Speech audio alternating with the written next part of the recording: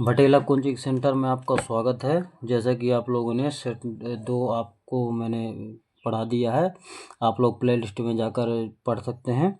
और अब पढ़ेंगे उपभाग फर्स्ट वर्णनात्मक प्रश्न जो है, और खंड सेट नंबर 3 का आपका खंड बा वर्णनात्मक प्रश्न उपभाग पहला। इसमें पहला नंबर का सवाल प्रश्न संख्या कह रहा है, पहले का पहला किरण आरेख द्वारा उत्तल दर्पण से प्रतिबिंब का बनना दर्शाइए, जबकि बिंब ए नंबर कह रहा अनंत पर हो और बी नंबर कह रहा दर्पण के ध्रुव और अनंत के बीच हो। ये आपका जो कि हर साल आता है, इसको और अच्छे से पढ़िए आप। अब ये हमारा ये है खंडवा, क्या है खंडवा का ये किरण आरेख द्वारा दर्शाइए, जो अभी मैंने पढ़ा वही लिखा है।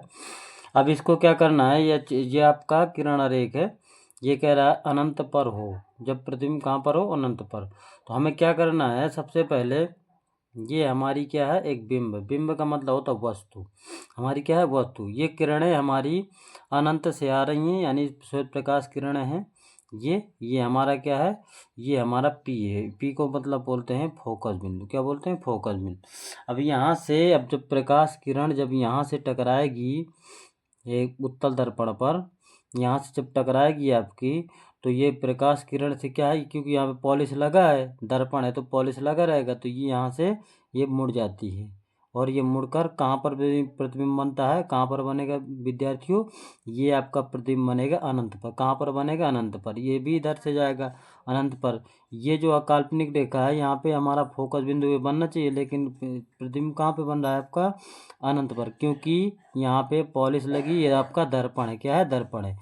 इस स्थिति में ए बी का फोकस एफ पर सीधा आभासी व बिंब से छोटा प्रतिबिंब प्राप्त होता है। इसका कहने का मतलब यही है कि जो आपका फोकस है, यहाँ पे प्राप्त होना चाहिए, काल्पनिक प्राप्त होता है, यानी सीधा और आभासी, और बिंब से छोटा प्राप्त होता है, यानी बिंब से आपका, बिंब का मतलब वस्तु से छोटा प्राप्त होगा, क्योंकि अनंत पर बन रहा प्रतिबिंब, तो वस्तु से जाहिर सी बात है कि कैसा बनेगा, छोटा बनेगा। ये आपका हो जाएगा पहले का ए। अब पहले का बी नंबर कह रहा है दर्पण के ध्रुव और अनंत के बीच, दर्पण और ध्रुव के अनंत के बीच, तो ये वस्तु आपकी रखी है, ये आपकी ए बी क्या है, बिंब। इसको बिंब भी बोलते हैं और वस्तु भी बोल देते हैं, बिंब भी बोलते हैं विद्यार्थी, और क्या बोलते हैं, वस्तु। तो ये हमारा जब यहाँ से प्रकाश किरण यहाँ पे गुजरेगी, टकराएगी, तो ये हमारी प्रकाश किरण यहाँ पे एक काल्पनिक रेखा, ये यहाँ से न जाके कहाँ पे बनेगा, ये आपका ए डैश और बी डैश, यानी ये कह रहा है ध्रुव और अनंत के बीच में बनेगा, ध्रुव और अनंत के बीच में। तो ध्रुव और अनंत के बीच में बन जाएगा, ये आपका ये बन रहा है ए डैश और बी डैश, इसको बोलते हैं, क्या बोलते हैं, प्रतिबिंब का बनना ए डैश बी डैश, ये आपका प्रतिबिंब बनेगा। ये फोकस दूरी और आपका अनंत पर, यानी प्रकाश किरण यहाँ से ये आपका जा रहा है, ये कहाँ पे जाएगा, अनंत पर, इसके दोनों के बीच में बन रहा है। ये आपका दिख रहा है कि विद्यार्थियों, यहाँ पे आपका इन दोनों के, यानी फोकस दूरी और अनंत के बीच में आपका बन रहा है ए डैश और बी डैश। यही चीज़ आपका कह रहा था, किरण रेखा इसी तरीके खींचेंगे। तो यहाँ पे मैंने थ्योरम लिख रखा है, इस स्थिति में सीधा आभासी व आकार में वस्तु से छोटा प्रतिबिंब ध्रुव पी व फोकस एफ के बीच प्राप्त होगा। मतलब इसकी बात यही कह रहा है, तो यही आपका क्या हो जाएगा, आंसर हो जाएगा। जो पहले का दूसरा कह रहा है, किसी लेंस द्वारा उत्पन्न आवर्धन से क्या अभिप्राय है। 5 सेंटीमीटर लंबाई का बिंब उत्तल लेंस से 15 सेंटीमीटर दूर है, लेंस की फोकस दूरी 10 सेंटीमीटर है, प्रतिबिंब का आकार क्या होगा। प्रतिबिंब का आकार विद्यार्थी पूछ रहा है, तो इसको देखेंगे। अब यहाँ पे कह रहा है ये आपका कह रहा है किसी लेंस द्वारा उत्पन्न आवर्धन से क्या अभिप्राय। तो सबसे पहले आवर्धन लेंस की हम थ्योरम लिखेंगे, यानी परिभाषा लिखेंगे। तो कह रहा है इसमें आवर्धन किसी लेंस या दर्पण द्वारा बनाए गए, यानी आवर्धन का मतलब होता है किसी लेंस द्वारा और दर्पण द्वारा बनाए गए प्रतिबिंब के आकार और वस्तु के आकार का अनुपात होता है, यानी दोनों का अनुपात होता है, उसी को क्या बोल देते हैं, आवर्धन बोल देते हैं। क्या बोल देते विद्यार्थियों, आवर्धन बोल देते हैं, वस्तु के आकार का अनुपात। यह दर्शाता है कि प्रतिबिंब वस्तु की तुलना में कितना बड़ा या छोटा है, कितना बड़ा या छोटा। तो इसका कहने का मतलब यही है विद्यार्थियों, आपका क्या होता है, आवर्धन को बोलते हैं एम बराबर हो जाएगा I/O ओ, m बराबर आई बटे ओ। इसी से आपकी परिभाषा बन जाएगी। आई का मतलब होता है इमेजनरी, यानी इमेजनरी का मतलब होता है प्रतिबिंब और बटे ऑब्जेक्ट। ऑब्जेक्ट माने होता है वस्तु। आवर्धन को m को आवर्धन बोलते हैं, तो m बराबर क्या हो जाएगा विद्यार्थी, आई बटे ओ, यानी प्रतिबिंब की ऊंचाई बटे क्या हो जाएगी, वस्तु की ऊंचाई, इसको बोलते हैं। अब आगे जो आपका सवाल दे रखा है, 5 सेंटीमीटर लंबाई का बिंब, यानी 5 सेंटीमीटर लंबाई का बिंब उत्तल लेंस से 15 सेंटीमीटर दूर है, तो लेंस की फोकस दूरी 10 सेंटीमीटर। तो लेंस की फोकस दूरी यानी कौन सा लेंस आपका कह रहा है, आपका लेंस की अगर प्लस की दी है तो आपका उत्तल लेंस कह रहा है, तो 10 कितना है, 15 सेंटीमीटर दूर है, तो लेंस की फोकस यानी उत्तल लेंस की फोकस दूरी आपकी काहे की हो जाएगी विद्यार्थियों, क्या की हो जाएगी, आपकी उत्तल लेंस की फोकस दूरी आपकी काहे की हो जाएगी, प्लस में। उत्तल लेंस की फोकस दूरी प्लस में हो जाएगी, तो फोकस दूरी अब बराबर कितना हो गया, प्लस का 10 सेंटीमीटर। और बिंब की दूरी कितनी होगा, यू बराबर माइनस का 15 सेंटीमीटर। ये हमेशा काय में रहता है, माइनस में रहता है। अब लेंस के सूत्र से लगा लेंगे। लेंस का सूत्र होता है 1/f बराबर 1/v माइनस 1/u। ये लेंस का सूत्र होता है। तो यहाँ पे अब वैल्यू पुट कर देंगे। 1/f का मान कितना है, 10 सेंटीमीटर, कितना है 10 बराबर 1/v और माइनस ये वाला और माइनस का u दिया है आपका, ये दिया माइनस का u, माइनस का 15 सेंटीमीटर, तो ये 15 हो जाएगा। माइनस का गुणा जब माइनस में होगा तो आपका काय का हो जाएगा, प्लस का। किसका हो जाएगा विद्यार्थी, प्लस का। तो 1/10 बराबर 1/v और प्लस 1/15। इसको इधर इस साइड ले आएंगे, इसको इस साइड ले आएंगे तो 1/10 और इधर इस साइड आएगा तो माइनस का 1/15 बराबर कितना हो जाएगा विद्यार्थी, 1/v।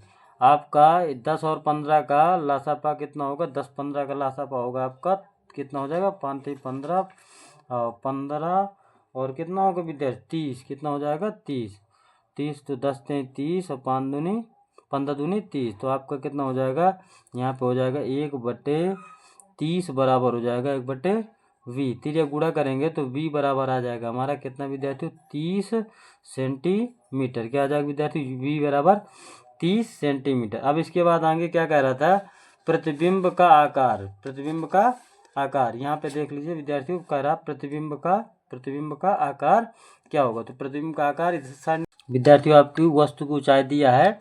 वस्तु की ऊंचाई कितनी दी है आपकी, वस्तु की ऊंचाई दी है 5 सेंटीमीटर, यानी लंबाई को ही ऊंचाई बोलते हैं।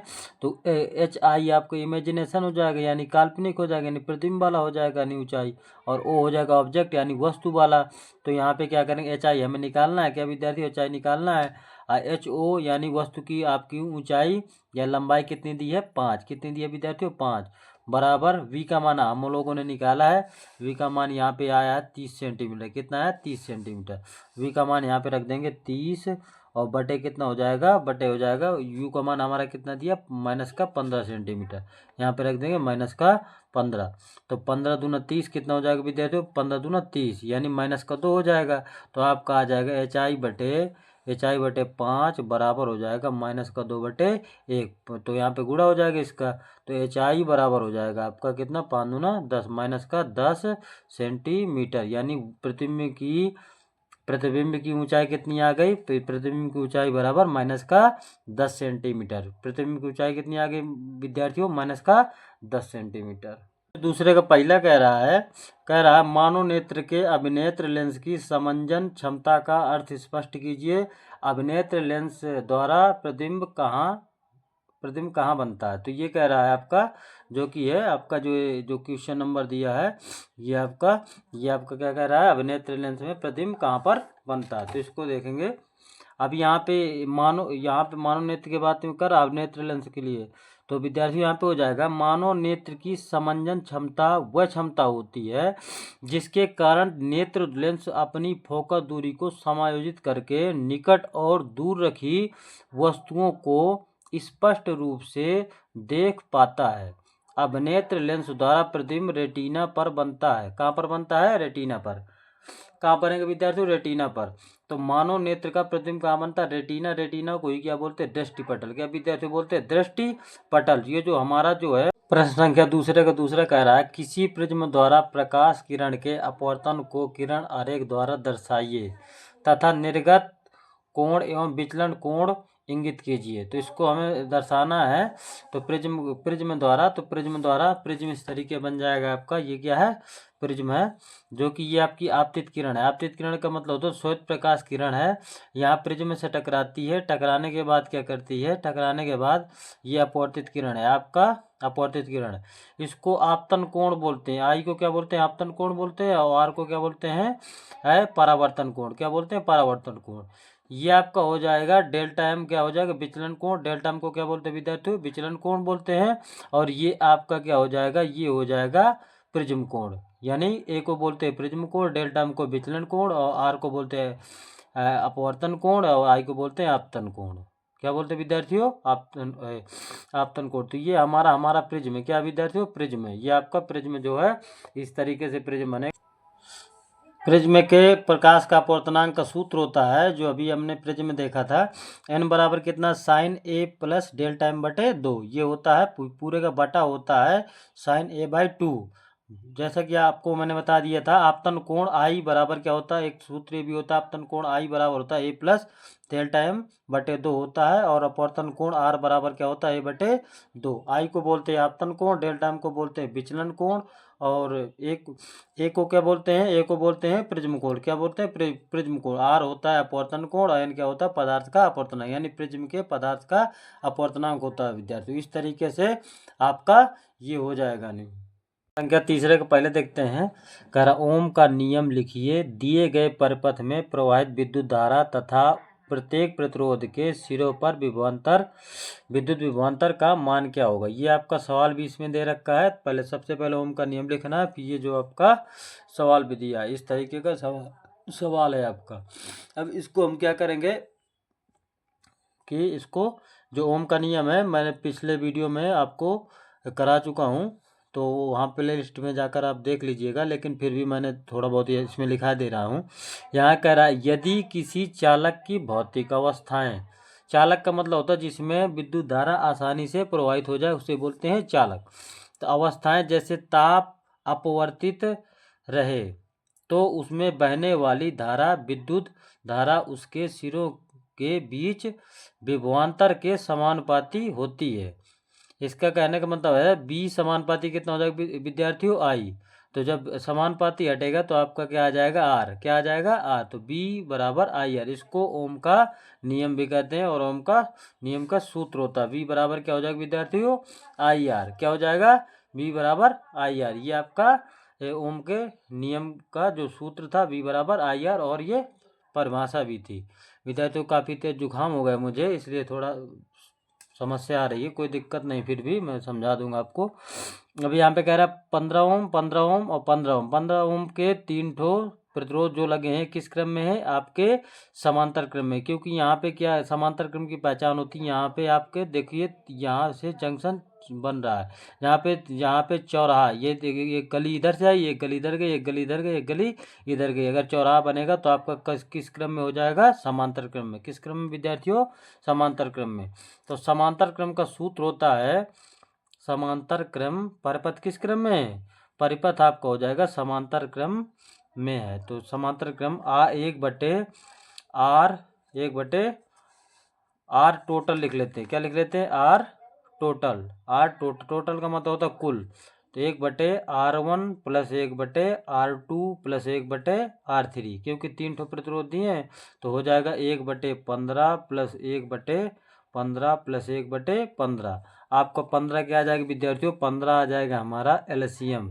तो यहाँ पे आ जाएगा 1 + 1 + 1। तो हमारा हो जाएगा कितना? हो जाएगा 1/R टोटल बराबर हो जाएगा विद्यार्थियों 3/15। कितना हो जाएगा? 3/15। 3 एक अन्नम 3, 3 × 5 = 15। तो 1/R टोटल बराबर क्या हो जाएगा विद्यार्थियों? 1/R टोटल बराबर हो जाएगा विद्यार्थियों 1/5। फिर एक गुणा कर देंगे तो यहाँ पे कितना आ जाएगा विद्यार्थियों? यहाँ पे आ जाएगा R टोटल बराबर 5 ओम। कितना आ जाएगा? R टोटल बराबर हो जाएगा 5 ओम। ये हमारा आ गया कुल प्रतिरोध। क्या आ गया विद्यार्थियों? कुल प्रतिरोध। अब हमें क्या निकालना था? हमें निकालना सिरों पर विभवांतर, सिरों पर विभवांतर ओम के नियम से। किसके नियम से विद्यार्थियों? ओम के नियम से। ओम का नियम क्या होता है? अभी मैंने बताया था, V बराबर क्या होता है? I R total. Total R total हमने निकाला कितना? 5 ओम। तो V का मान आपका दिया कितने वोल्ट की बैटरी है? 10 वोल्ट। कितनी वोल्ट की? 10 वोल्ट की। आई गुड़े आर टोटल का मान आया 5। यहाँ पे आपका 10 वोल्ट विद्यार्थी दिया है, तो कितना हो गया? आई बराबर कितना हो जाएगा विद्यार्थियों? 10/5, यानी 5 दूना 10, यानी आई बराबर कितना आ गया विद्यार्थियों? आई बराबर हो जाएगा 2 एम्पियर। यानी विद्युत धारा का मात्रक क्या होता है? एम्पियर। क्या होता है? एम्पियर। तो आई बराबर कितना आ जाएगा विद्यार्थियों? 2 एम्पियर। विद्यार्थियों तीसरे का दूसरा कह रहा है, जो तीसरे का दूसरा प्रश्न है, विद्युत धारा के ऊष्मीय प्रभाव से आप क्या समझते हैं? कह रहा 10 ओम प्रतिरोध वाले तापक में 15 एम्पियर की धारा 30 मिनट तक प्रवाहित हो रही है। तापक में उत्पन्न ऊष्मा की मात्रा क्या होगी? यानी उत्पन्न ऊष्मा की मात्रा विद्यार्थियों निकालना है। इसको निकाल लेंगे, जो तापक में उत्पन्न ऊष्मा की मात्रक निकालना है। तो यहाँ पे तीसरे का आप दूसरा देखिए। तो यहाँ पे कह रहा है विद्युत धारा के ऊष्मीय प्रभाव से आप क्या समझते हैं? इसकी परिभाषा जो है ये लिखा है, विद्युत धारा का ऊष्मीय प्रभाव वह प्रभाव है जिसमें किसी चालक में विद्युत धारा प्रवाहित होने पर वह गर्म हो जाता है। बिल्कुल सही है। यानी कोई भी चीज़, ऊष्मा का मतलब होता है गर्म होना। अगर कोई भी चीज़ है, जैसे कोई भी चीज़, जैसे कह दिया विद्युत धारा प्रवाहित किया जा रहा है उस चालक में, अगर उस चालक गर्म हो जाएगा तो उसको क्या बोल देते हैं? विद्युत धारा का ऊष्मीय प्रभाव। क्या हो जाएगा विद्यार्थी? विद्युत धारा का ऊष्मीय प्रभाव। अब इसमें सवाल कह रहा है, 10 ओम। 10 ओम यानी प्रतिरोध का मात्रक होता है 10 ओम। तो प्रतिरोध कितना हो जाएगा विद्यार्थी? प्रतिरोध R बराबर कितना होगा? 10 ओम। कितना होगा? 10 ओम। अब इसके बाद कह रहा है तापक में 15 एम्पियर, यानी एम्पियर यानी विद्युत धारा कितना हो जाएगा? विद्युत धारा I बराबर कितना हो जाएगा विद्यार्थियों? 15 एम्पियर। कितना हो जाएगा? 15 एम्पियर। ताकि धारा 30 मिनट तक, 30 मिनट कह रहा है, तो समय बराबर कितना है? समय यानी T बराबर है आपका 30 मिनट। 30 मिनट को किस में बदल लेंगे? मिनट को हम बदल लेंगे, 30 मिनट को बदल लेंगे किस में? सेकंड में। तो 30 गुणे 60, यानी हमारा हो जाएगा आपका विद्यार्थियों 1800 सेकंड। क्या हो जाएगा? 1800 सेकंड। अब इसके बाद कह रहा है तक प्रवाहित हो रही है, तो तापक में उत्पन्न ऊष्मा की मात्रा क्या होगी? उत्पन्न ऊष्मा की मात्रा निकालना है विद्यार्थी। क्या निकालना? उत्पन्न ऊष्मा की मात्रा, यानी ऊष्मा H बराबर निकालना है। क्या निकालना है? H बराबर। H बराबर सूत्र क्या होता है विद्यार्थियों? H बराबर होता है ऊष्मा, यहाँ से देख लेते हैं। ऊष्मा H बराबर होता है फार्मूला आपका I² RT। I² RT क्या होता है? I² RT। तो I का मान आपका कितना दिया है? I का दिया है आपका 15 एम्पियर। तो 15 का स्क्वायर गुड़े आपका R का मान कितना दिया? R का मान दिया है आपका 10 ओम। R का मान 10 ओम गुड़े समय कितना है? 1800 सेकंड। कितना विद्यार्थी? 1800 सेकंड। यानी 15 का स्क्वायर जब करेंगे आपका आएगा 225, और यहाँ पे हो जाएगा 18,000। कितना हो जाएगा? 18,000। यहाँ पे गुणा करेंगे तो 18 पंचे 90। कितना हो जाएगा? 18 पंचे 90। कितना हो जाएगा? 18 पंचे 90, यानी 1 2 3 4 0। 1 2 3 यानी 4 0 हो गए। 18 दूनी 36, 36 और कितना हो जाएगा? 45, यानी कितना हो जाएगा? 5 हासिल लगा 4। तो आपका हो जाएगा कितना हो जाएगा? 40। यानी कितना हो जाएगा? 40। इकाई, दहाई, सैकड़ा, हजार, 10,000, लाख, 10 लाख, यानी 40,50,000। कितना हो जाएगा? 40,50,000। इसको अगर वैज्ञानिक संकेतन के रूप में रखेंगे तो हमारा आ जाएगा 4.05 गुणे 10 की घात। कितना हो जाएगा विद्यार्थियों? 6। और ऊष्मा का मात्रक क्या होता है? जूल। ऊष्मा का मात्रक क्या होता है? जूल। यानी H का मान, ऊष्मा का H बराबर कितना आ गया? 4.05 गुणे 10 की घात 6 जूल। यही हो जाएगा हमारा क्या उत्तर। प्रश्न संख्या चौथे का पहला कह रहा है चुंबकीय क्षेत्र रेखाओं के किन्हीं दो गुणों का उल्लेख कीजिए। चुंबकीय क्षेत्र की किन्हीं दो रेखाओं के गुणों का उल्लेख करना है। तो चुंबकीय क्षेत्र की दो गुणों के रेखाओं का जो है, चुंबकीय बल रेखाओं के गुण 2 लिखना है। तो क्या कह रहा है? चुंबकीय बल रेखाएं चुंबक के उत्तरी ध्रुव से निकलकर दक्षिणी ध्रुव में प्रवेश कर जाती हैं। बिल्कुल सही है। यानी उत्तरी ध्रुव से निकलती हैं और कहाँ पे? दक्षिणी ध्रुव में प्रवेश कर जाती हैं। दूसरा नंबर कह रहा है ये कभी एक दूसरे से नहीं मिलेंगी। बिल्कुल सही। यानी समांतर रेखाएं होती हैं। यानी कौन सी? समांतर रेखाओं में जाती हैं। ये वक्र का निर्माण करती हैं। ये समांतर रेखाएं तथा समदूरस्थ होती हैं। बिल्कुल सही है, यानी समदूरस्थ होती हैं, यानी क्या होती हैं, वक्र का निर्माण करेंगी और कभी एक दूसरे से नहीं मिलेंगी। इसके जो है 2 गुण थे, कितने, 2 गुण, लेकिन मैंने कितने लिखा दिए, 4 गुण। कितने, मैंने 4 गुण लिखा दिए। तो आप लोग 2 लिख के आइएगा, जितना कह रहा है एग्जाम में उतना ही करना है। प्रश्न संख्या चौथे का दूसरा कह रहा है, किसी सीधे धारावाही चालक द्वारा उत्पन्न चुंबकीय क्षेत्र के मान को प्रभावित करने वाले 2 कारकों का उल्लेख कीजिए। तो 2 कारक इसके उल्लेख करना है। तो कह रहा है 2 कारक जो है, कह रहा है पहला नंबर जो है, चालक में प्रवाहित धारा का परिमाण चुंबकीय क्षेत्र की प्रबलता धारा के परिमाण के समानुपाती होती है। धारा की जितनी अधिक होगी क्षेत्र उतना ही प्रबल होगा। बिल्कुल सही, यानी धारा जितना ज़्यादा बढ़ाएंगे तो वहाँ पे चालक में जो करंट ज़्यादा उत्पन्न होगा, वही चीज़ कह रहा है, यानी वहाँ का क्षेत्र क्या होगा, अधिक मजबूत हो जाएगा। दूसरा नंबर कह रहा है चालक से दूरी में प्रभावित होता है, यानी चालक की जितनी ज़्यादा दूरी बढ़ाएंगे उतना ही हमारा क्या हो जाएगा, यानी चालक में जितनी ज़्यादा दूरी बढ़ाएंगे तो वहाँ का जो प्रबल क्षेत्र होगा उतना ही क्या हो जाएगा, कम हो जाएगा। इसलिए चालक की दूरी को कम करेंगे तो वहाँ का क्षेत्रफल जो प्रबल होगा, यानी वहाँ के जो विद्युत धारा होगी अत्यधिक होगी। बिल्कुल सही। चौथे का तीसरा आपका कह रहा है, प्रश्न संख्या जो चौथे का तीसरा है, कह रहा है सीधे धारावाही तार द्वारा उत्पन्न चुंबकीय क्षेत्र की दिशा ज्ञात करने का नियम लिखिए। यानी उत्पन्न चुंबकीय क्षेत्र की दिशा ज्ञात करने का नियम लिखना है। तो यहाँ पे जो है, जो सीधे धारावाही तार द्वारा उत्पन्न चुंबकीय क्षेत्र की दिशा ज्ञात करने के लिए दक्षिण हस्त अंगुष्ठ का नियम का उपयोग किया जाता है, जिसमें अंगुष्ठ का नियम है, अंगूठा धारा की दिशा और मुड़ी हुई उंगलियां क्षेत्र की दिशा बताती है। कुछ इस प्रकार से जो है हो जाएगा। नहीं, सीधे धारावाही चालक के लिए मैं पिछले वीडियो में अंगुष्ठ का नियम जो है मैंने पढ़ाया है, आप लोग वहाँ पे जाके नहीं अपने लोग चेक कर सकते हैं प्ले लिस्ट में जाके। तो ये अंगुष्ठ का नियम मैंने बहुत अच्छी तरीके से उसमें बता दिया है। आप लोग वहाँ पे जाकर प्ले लिस्ट में जाकर आप लोग क्या कर सकते हैं, इसको अंगुष्ठ का नियम को और अच्छे से तैयार कर सकते हैं। तो ये अंगूठा जो है धारा की दिशा को करता है और मुड़ी हुई उंगलियां किसको करता है, क्षेत्र की दिशा को बताती है। इसी बोलते हैं क्या, सीधे धारावाही तार पर उत्पन्न चुंबकीय क्षेत्र की दिशा। प्रश्न संख्या चौथे का अथवा का पहला नंबर कह रहा है, धारावाही परिनालिका के कारण उत्पन्न चुंबकीय बल रेखाओं को चित्र में समझाइए। ये आपको चित्र में समझाना है धारावाही परिनालिका के कारण। तो धारावाही परिनालिका इस तरीके की बनेगी, यानी धारावाही परिनालिका में एक चुंबक लगा होता है जिसमें नॉर्थ होता है, नॉर्थ का मतलब एन होता है, एस का मतलब होता है साउथ, साउथ माने होता है दक्षिण, नॉर्थ माने होता है उत्तर। ये चुंबकीय बल रेखाएं जो होती हैं क्या करती हैं, सीधा वक्र के रूप में, ये आपको वक्र दिख रहा होगा, इस तरीके बनाएगी, लेकिन एक दूसरे क्या होती हैं, समांतर, क्या होती हैं, समांतर होती हैं। इस प्रकार से ये हमारी वायर लगे हैं, क्या है कि तांबे के, ये तांबे के तार लिपटे हुए हैं, इस तरीके से कुछ तांबे के तार लिपटे हैं।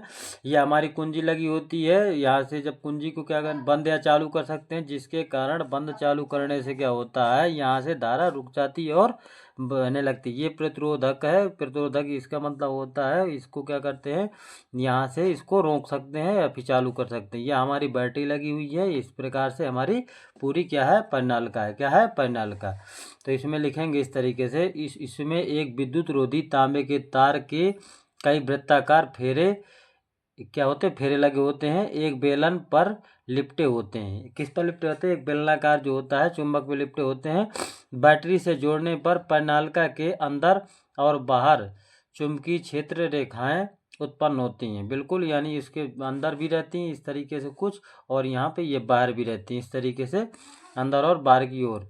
ठीक है, रेखाएं समांतर अक्ष के अनुदिश होती हैं, यानी समांतर रेखाएं होती हैं, ये कभी एक दूसरे से नहीं मिलेंगी, जो एक समान क्षेत्र दर्शाती हैं। बाहर की रेखाएं एक क्षण चुंबक के समान पैटर्न बनाती हैं, यानी क्षण चुंबक मैंने अभी जो बेलनाकार बना बताया था वही चीज़ कह रहा है, क्षण चुंबक समान पैटर्न बनाती हैं, उत्तरी ध्रुव से निकलकर दक्षिणी ध्रुव में प्रवेश करती है। ये हमारी क्या थी, धारावाही परिनालिका, यानी उत्तरी ध्रुव से निकल के कहाँ पर प्रवेश करती है, दक्षिणी ध्रुव पर प्रवेश कर जाती है। ये हमारी क्या थी, ये हमारी थी परिनालिका। इस तरीके का चित्र बनाना, थोड़ी साफ से बना लीजिएगा और इस तरीके से चित्र बनाकर इस लिख देना है। चौथे का अथवा का दूसरा कह रहा है, चौथे का अथवा का दूसरा कह रहा है घरेलू विद्युत परिपथों में फ्यूज का प्रयोग क्यों किया जाता है। फ्यूज की बात कर रहा है, आप लोग गांव की भाषा में खूब जानते हैं अच्छी तरीके से, फ्यूज बोलते हैं इसको।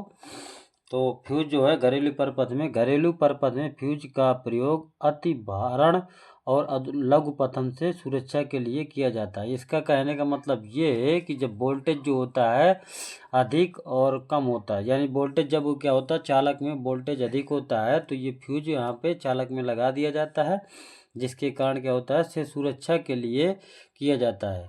तो ये क्या हो जाता है, क्योंकि अधिक धारा प्रवाहित होने पर इसका तार पिघलकर परपथ को तोड़ देता है। क्या कर देता है, परपथ को तोड़ देगा, जिसके कारण आगे की जो विद्युत धारा होगी वहीं पर रुक जाएगी, जिसके कारण जितने भी वहाँ पे पंखा कूलर टीवी जो लगा होगा सब क्या हो जाएगा, सब आपके सुरक्षित हो जाएंगे। इसीलिए फ्यूज लगाते हैं, जिसके कारण पिघल कर क्या करता है आगे की सप्लाई को, यानी आगे की विद्युत धारा को रोक देता है।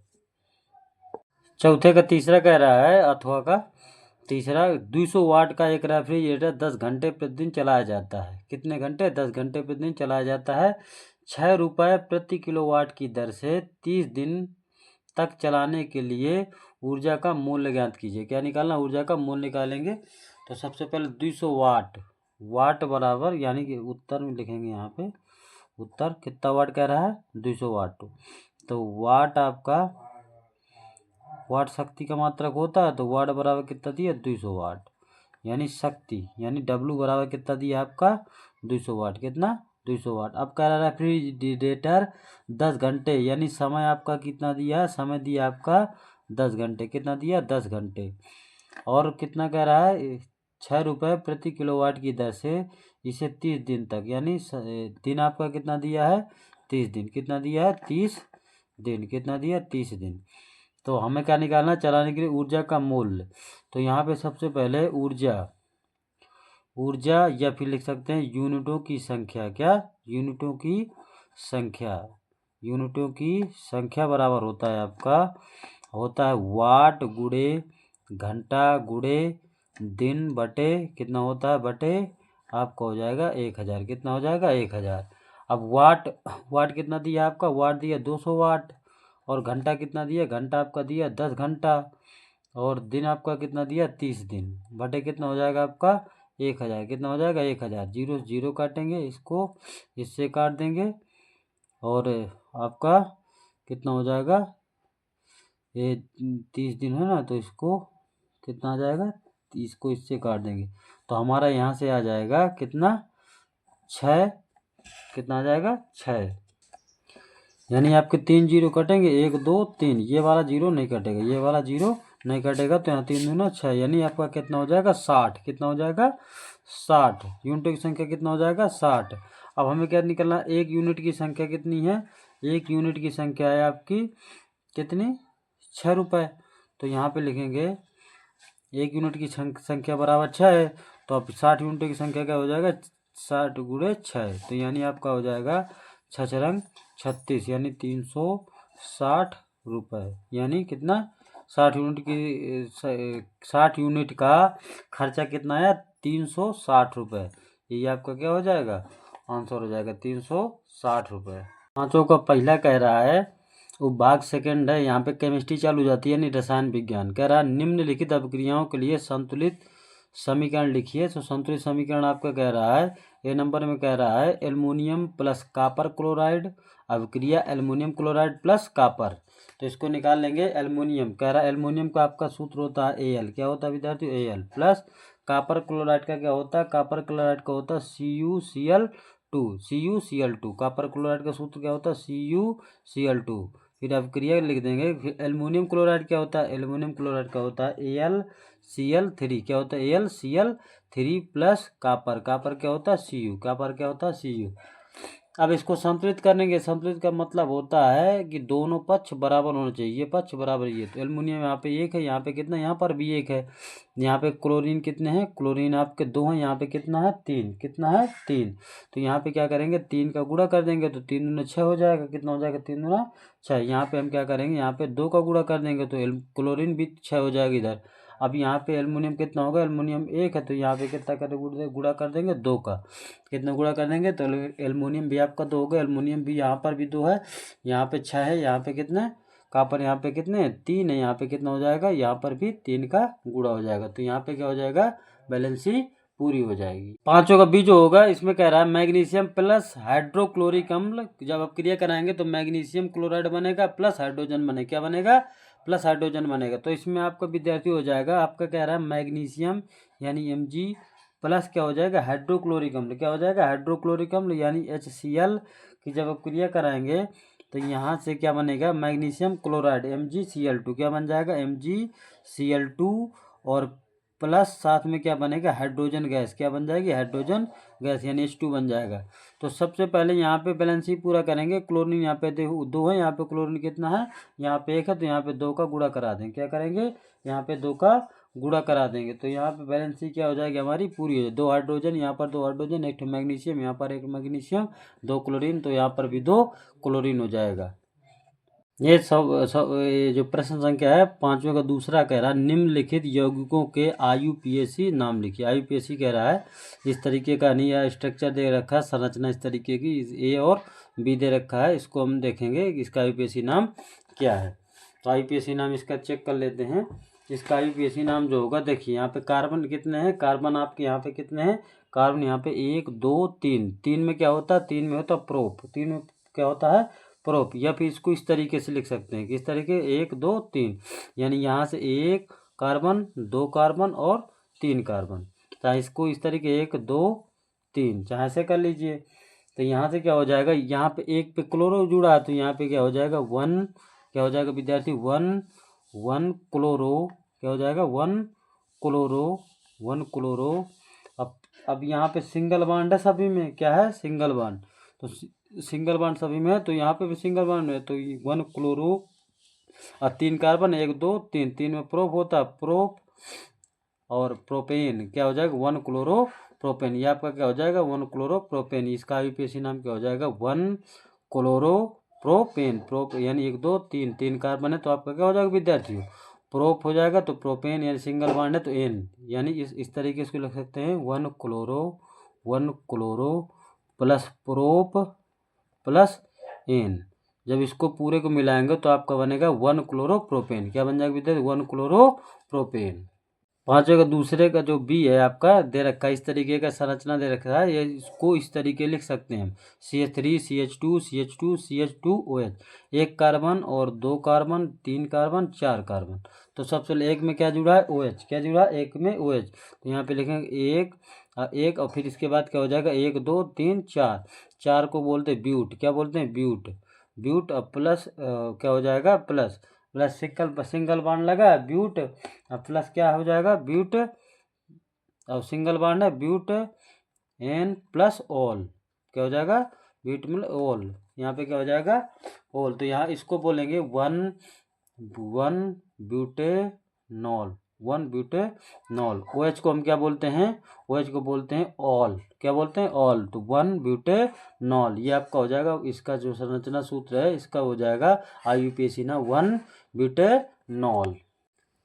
छठवां का पहला कह रहा है संक्षारण को समझाइए, इसके 2 उदाहरण लिखिए। संक्षारण को समझाना इसके 2 उदाहरण लिखना है, तो आपका संक्षारण जो है छठवें का पहला कह रहा है जब किसी धातु को नम वायु की स्थिति में रखते हैं तो उस धातु का क्षरण या जंग लगने लगता है, क्या लगने लगता है जंग, इस प्रघटना को संक्षारण कहते हैं। तो इसका जो है आयरन को जो Fe है हमारा आयरन है, आयरन को किसकी ऑक्सीजन की उपस्थिति या नम वायु की उपस्थिति यानी जल की उपस्थिति में अगर रख देते हैं तो उसमें क्या लग जाता है जंग, ये आपका किसका सूत्र जंग का, Fe2O3 × XH2 आपका क्या है जंग है। संक्षारण रोकने का उपाय क्या है, ग्रीस या तेल लगाकर स्नेहक लगाकर यानी किसको धातु पर लगा देंगे तो उसमें संक्षारण रुक जाएगा, पेंट करके किसमें धातु में पेंट कर देंगे तो संक्षारण रुक जाएगा, जिंक की परत चढ़ाकर जिसको जस्तीकरण बोलते हैं, ये आपके संक्षारण रोकने के क्या है उपाय हैं, क्या है संक्षारण रोकने के उपाय। छठवां का दूसरा कह रहा है विरंजक चूर्ण के निर्माण की रासायनिक अपक्रिया का रासायनिक समीकरण लिखिए तथा इसके 2 उपयोग लिखिए, यानी इसके 2 उपयोग लिखना और रासायनिक अपक्रिया का रासायनिक समीकरण लिखना है। तो इसको हम करेंगे विरंजक चूर्ण का विरंजक चूर्ण है विद्यार्थियों, विरंजक चूर्ण का निर्माण का समीकरण। जब हम क्या करेंगे, शुष्क चूना के साथ क्लोरीन मिलाते हैं, किसके साथ, शुष्क चूना के साथ क्लोरीन। विद्यार्थी शुष्क चूना को किसके साथ मिलाते हैं, क्लोरीन के साथ मिलाते हैं, तो आपका बनता है कैल्शियम ऑक्सीक्लोराइड। इसी को ब्लीचिंग पाउडर बोलते हैं, या कैल्शियम हाइपोक्लोराइड बोलते हैं, या फिर कैल्शियम ऑक्सीक्लोराइड यानी ब्लीचिंग पाउडर यानी ब्लीचिंग चूर्ण का निर्माण होता है। साथ में क्या निकल जाता है, जल। ये आपकी रासायनिक समीकरण था। इसका उपयोग क्या क्या है, का उपयोग है कपड़ा उद्योग में, यानी विरंजन करने के लिए, विरंजन के लिए उपयोग में प्रयोग होता है कपड़ा उद्योग में। और दूसरा नंबर है आपका पीने के जल को जीवाणु मुक्त करने में, यानी पीने के जल में क्या मिलाया जाता है, ब्लीचिंग पाउडर, यानी जीवाणु को मुक्त करने में प्रयोग होता है। विद्यार्थी साथियों का पहला कह रहा, ऊष्माक्षेपी एवं ऊष्माशोषी अभिक्रियाएं क्या हैं, उदाहरण सहित समझाइए। तो ऊष्माक्षेपी और ऊष्माशोषी में देखेंगे उदाहरण सहित।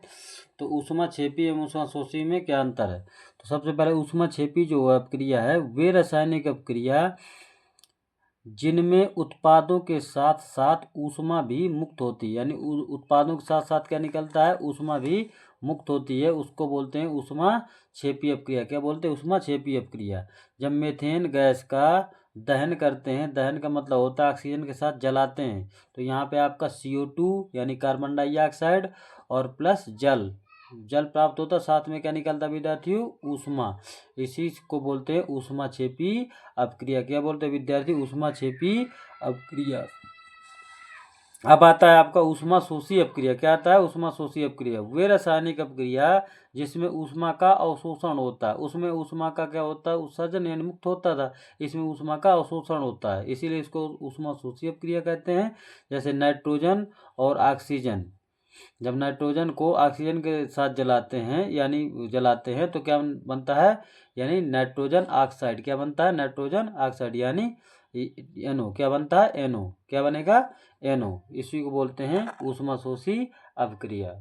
सातवां का दूसरा कह रहा है, विद्युत अपघटनी परिष्करण से आप क्या समझते हैं, चित्र सहित समझाइए, यानी चित्र बनाकर हम समझाना है विद्युत अपघटनी परिष्करण को। तो ये विद्युत अपघटनी परिष्करण से आप क्या समझते हैं, जो ये आपका दिया हुआ इस तरीके से चित्र बन जाएगा। ये चित्र है आपका, यहाँ पे क्या होता है, अशुद्ध कॉपर का एनोड लगा होता है, ये टैंक बना है, कौन सा, विद्युत अपघटनी टैंक जो है ये इस तरीके से बना दिया है। यहाँ अशुद्ध कॉपर का एनोड लगा है, इस तरीके से ये बनेगा, बेलनाकार है। और ये भी आपका ये पतला है, लेकिन ये भी बेलनाकार है, लेकिन ये क्या है, ये है शुद्ध कॉपर कैथोड। ये शुद्ध कॉपर कैथोड है, ये अशुद्ध कॉपर का एनोड है। इस प्रकार टैंक भरा हुआ, ये किससे भरा हुआ टैंक, अम्लीकृत कॉपर सल्फेट विलयन, कौन सा, कॉपर सल्फेट, यानी CuSO4 से भरा हुआ ये विलयन है ये आपका। इस प्रकार से यहाँ पे एक बैटरी लगी है, प्लस और माइनस बैटरी लगी है। विद्युत अपघटनी टैंक है, क्या है, विद्युत अपघटनी टैंक है ना। तो इस तरीके से इसको हम क्या करेंगे, परिष्करण, यानी तो कोई भी धातु, जैसे कह दिया जाए तांबा, सोना और चांदी, इस तरीके की धातुओं को इसमें परिष्करण किया जाता है। तो यहाँ पे क्या कह रहा है, विद्युत अपघटनी परिष्करण ये धातुओं जैसे तांबा, सोना, एल्युमिनियम, कौन सी, जैसे तांबा, सोना, एल्युमिनियम के शोधन की एक विधि है। इस अपक्रिया में अशुद्ध धातु को एनोड पर, अशुद्ध धातु किस पर, एनोड पर, धनात्मक इलेक्ट्रोड जिसे कहते हैं, यहाँ पे अशुद्ध धातु है आपकी, अशुद्ध धातु का एनोड है ये जो आपका धनात्मक, कौन सा है, धनात्मक, ये कौन सा है, ऋणात्मक, ये कौन सा है आपका, ऋणात्मक, ये ऋणात्मक है। तो अशुद्ध धातु की एनोड धनात्मक इलेक्ट्रोड बनाया जाता है। शुद्ध धातु की पतली पट्टी को कैथोड ऋणात्मक इलेक्ट्रोड बनाया जाता है, और धातु लवण के विलयन को विद्युत अपघट्ट के रूप में उपयोग किया जाता है। जब विद्युत धारा प्रवाहित की जाती है तो एनोड से अशुद्ध धातु विद्युत अपघट्ट के में मिल जाती है, विद्युत अपघट्ट में क्या हो जाता है विद्यार्थियों, मिल जाती है, और अशुद्धि पंख के रूप में नीचे बैठ जाती है। अशुद्धि किसके रूप में, पंख के रूप में। पंख का मतलब होता है धातुमल, किसके रूप में, धातु, जो धातु में जो अशुद्धि मिली होती है वो नीचे बैठ जाती है, और जो धातु होती है किसमें मिल जाता है, विद्युत अपघट्ट में मिल जाती है। इसी को बोलते हैं विद्युत अपघटनी परिष्करण।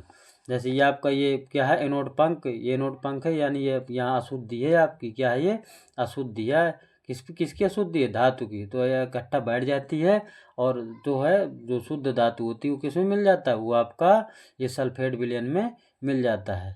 फिर इसको क्या कर लेते हैं, परिष्कृत कर लेते हैं, यानी अलग कर लेते हैं।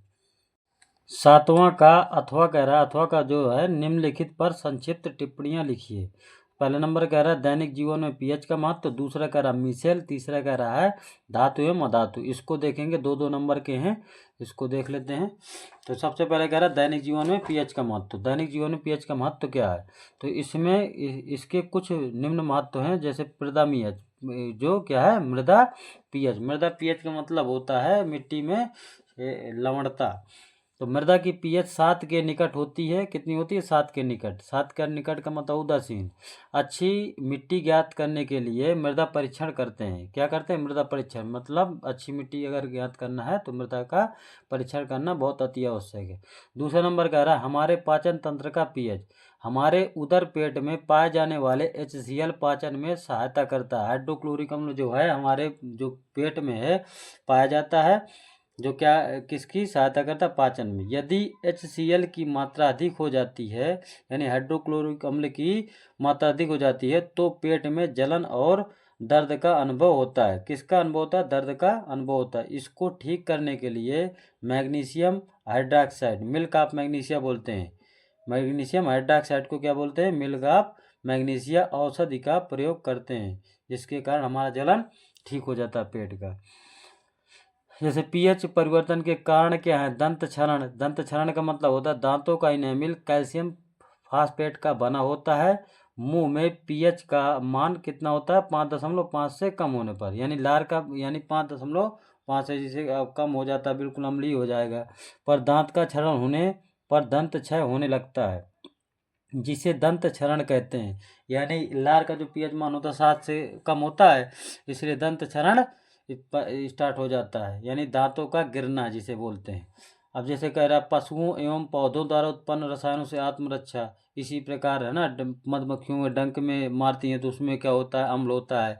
इसी प्रकार से हर प्रकार से अम्ल छोड़ती हैं, जिसके कारण दर्द तथा जलन का अनुभव होता है, क्योंकि डंक में मेथनोइक अम्ल पाया जाता है। कौन सा अम्ल, मेथनोइक अम्ल पाया जाता है। डंक मारे गए अंग में बेकिंग सोडा लगाने से आराम मिलता है। कौन सा, बेकिंग सोडा अगर लगा देंगे तो उसमें क्या मिल जाएगा, आराम मिल जाएगा। इसीलिए बस पशुओं में भी क्या पाया जाता है, अम्ल पाया जाता है, जिसके कारण दैनिक जीवन में क्या होता है, इसका पीएच का महत्व होता है। सातवें का अथवे का दूसरा कह रहा है मिसेल। क्या कह रहा है, मिसेल। तो मिसेल क्या होता है इसको समझेंगे। कह रहा है साबुन के अणु, किसके, साबुन के अणु ऐसे होते हैं जल में विले एक सिरे को जलरागी कहते हैं। जैसे जल में विले हो जाते हैं एक सिरे को क्या बोलते हैं, जलरागी। और हाइड्रोकार्बन में विले दूसरे सिरे को जल विरागी पर बोलते हैं। क्या, जल विरागी कहते हैं। इसका आयनिक सिरा जल के अंदर होता है, जबकि हाइड्रोकार्बन जल के बाहर होता है। ऐसा अणुओं के बड़ा गुच्छा बनने के कारण होता है। किसके, बड़ा गुच्छा बनने के कारण होता है।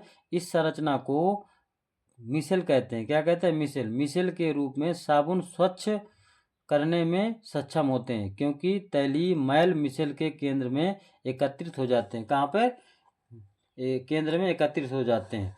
ये आपका मिसेल का जो चित्र बना हुआ है, मिसेल की क्या है, संरचना। जैसे यहाँ पे H3 क्या बनता है, H2+।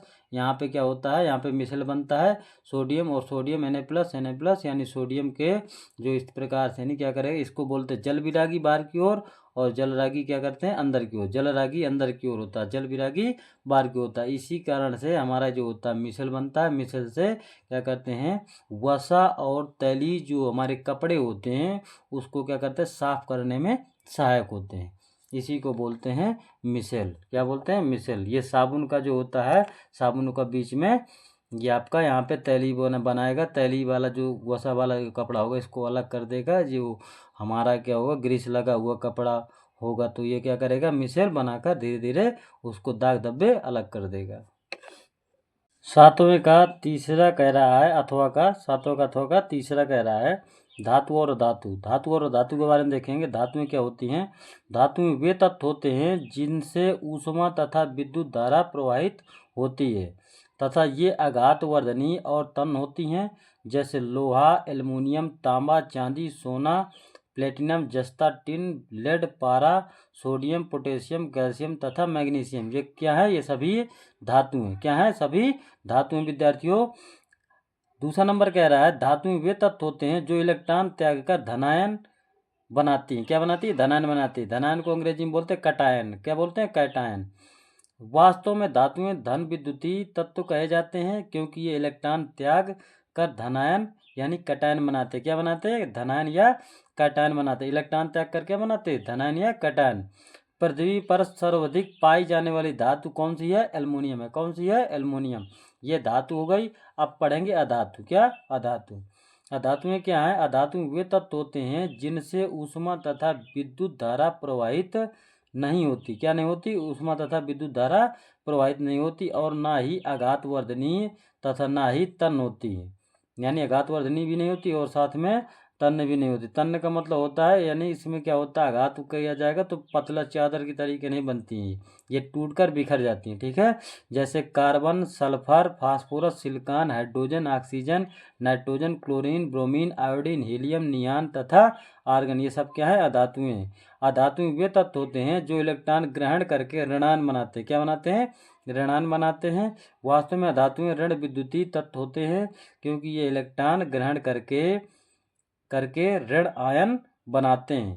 पृथ्वी में सर्वाधिक मात्रा में पाई जाने वाली अधातु कौन सी है? ऑक्सीजन है, जो कि 21% पाई जाती है। कितने परसेंट? 21% पाई जाती है।